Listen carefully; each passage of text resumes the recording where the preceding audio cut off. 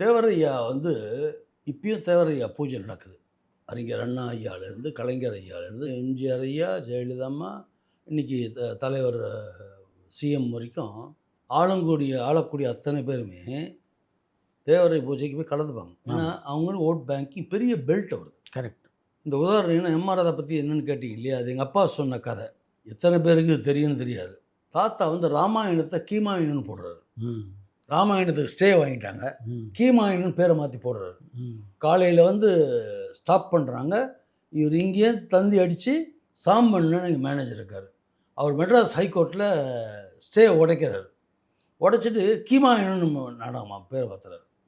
மாற்றிட்டு என்னென்னா வால்மீகி ராமாயணத்தை எடுக்கிறார்.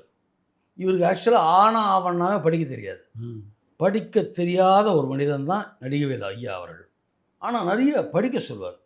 பைபிள், குரான், இந்த வால்மீகி ராமாயணம், மகாபாரதம் எல்லாம் அத்துப்படி அவருக்கு. ஒரு முறை கேட்டாலே புஸ்தகத்தையே ஒப்பிச்சிருவார். அப்படி ஒரு திறன் கொண்டவர்.